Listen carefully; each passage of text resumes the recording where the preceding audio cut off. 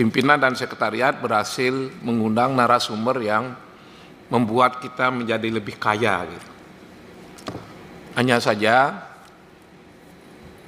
kadang-kadang PowerPoint seperti ini mudah kita tangkap, tapi penjelasan lebih lanjut yang melatar belakangi PowerPoint itu kayaknya perlu disusulkan. Karena kami tidak mudah melakukan pilihan-pilihan kalau bicara reformasi penegak hukum. Tidak mudah, karena dia sangat berkuasa, luar biasa berkuasanya penegak hukum di negeri ini. Para narasumber yang saya hormati, kami berharap banget, berharap sangat bahwa reformasi aparat penegak hukum ini benar-benar menghasilkan sesuatu yang bermakna, berarti, minimal sesuai dengan apa yang ditulis dalam undang-undang. Syukur-syukur yang dalam doktrin juga nanti bisa kita wujudkan, apa itu keadilan. Para narasumber, kita sudah mencoba membaca teorinya. Apa yang kurang dari kita kok keadilan kita nggak pernah terwujud gitu loh. Di kepolisian tidak, walaupun mereka sudah bekerja keras, mereka sudah berusaha, di kejaksaan juga, di pengadilan juga. Kita coba menata kembali, melihat lagi latar belakangnya. Yang bisa membatasi kekuasaan mereka agar nggak sewenang-wenang kan salah satu diantaranya kan undang-undang.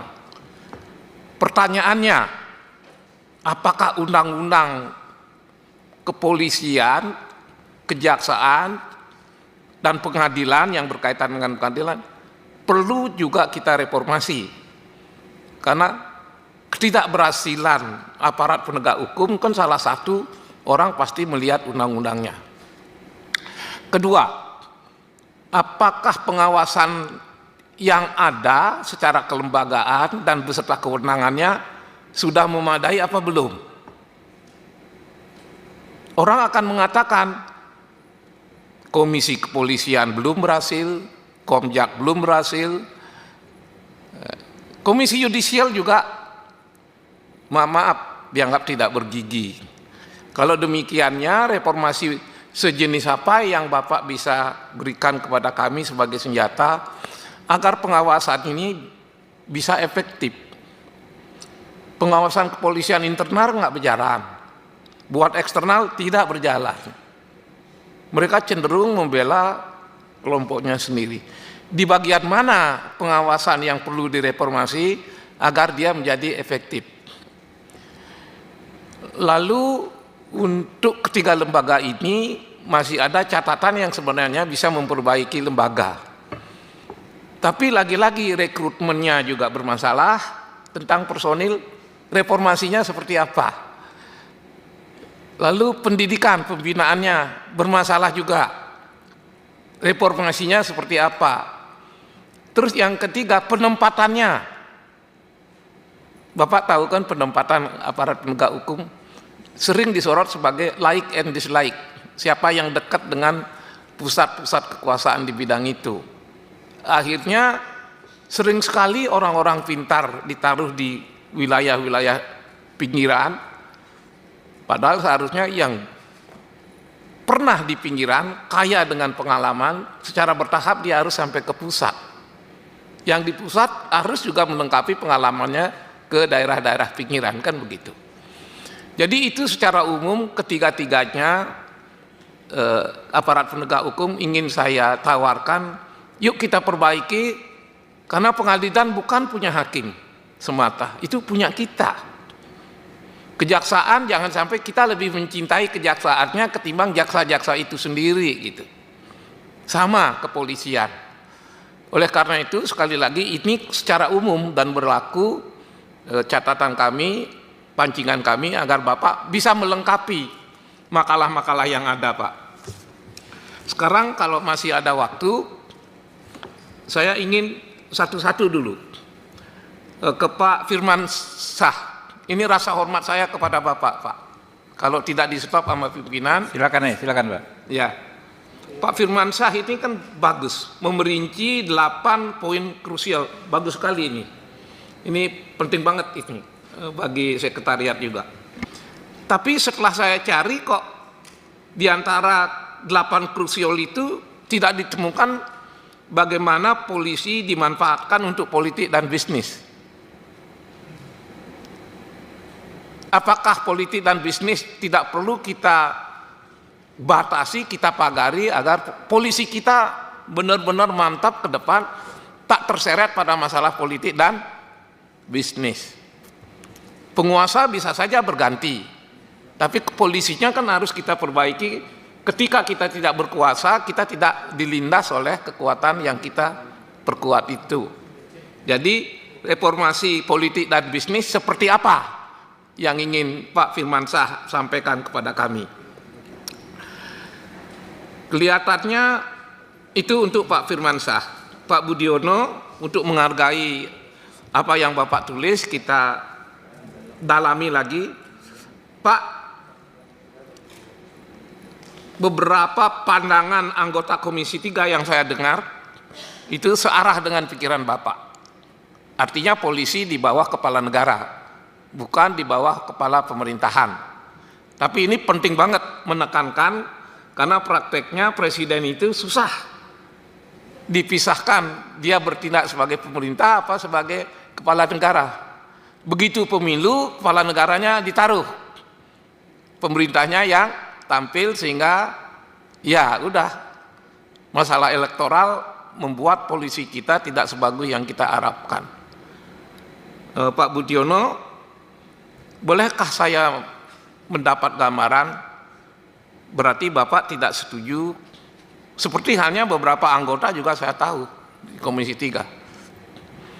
Siapa yang tidak setuju polisi ditaruh di bawah kementerian? Pasti saya bisa sebut satu-satu. Pertanyaannya, jika kami memilih tetap pada kepala negara, ramu-ramu apa yang kita reformasi supaya kepala negara ini sewaktu-waktu tidak nyelonong menjadi presiden yang menggunakan polisi sebagai alat politik dan bisnis. Itu di bawah kepala negara. Agar kami bisa menjelaskan ke masyarakat, karena kami Komisi 3, bahkan DPR pada umumnya, sering jadi sasaran empuk, khususnya Komisi 3, karena kami sering dianggap membela aparat penegak hukum, dianggap berkawan akrab dengan aparat penegak hukum. Orang kami mitra kan pasti berkawan akrab, tapi tuduhan yang ada pada kami dianggap membela secara berlebih-lebihan. Nanti kita tidak tahu reformasi seperti apa, bisa jadi polisi tetap di bawah kepala negara yang dikeluarkan rekomendasinya oleh Panja ini. Berikan kami contoh-contoh dan argumen, jika kami memilih seperti itu, masyarakat tidak lagi memojokkan kami. Berikan argumennya. Misalnya, di berbagai negara sudah berapa, misalnya dari seluruh dunia itu berapa polisi yang di bawah presiden, dan berapa polisi yang di bawah kementerian. Lalu ketika ada data bahwa yang di bawah kementerian begitu bagus-bagusnya di berbagai negara, yang belum tentu cocok juga untuk negeri ini, lalu alasannya kita mengatakan nggak cocok di sini, seperti apa kalau dia ditaruh di bawah kementerian, sementara di berbagai negara itu sudah berhasil baik, bahkan bisa jadi mayoritas kepolisian itu di bawah kementerian begitu. Nah, itu Pak Budiono. Nah, sekarang menghormati Pak Matius dan kawan-kawan, sebagus-bagusnya polisi kalau akhirnya nggak becus, nggak ada putusan yang benar. Sebagus-bagusnya jaksa kalau akhirnya bengkok, susah kita mendapat putusan yang adil.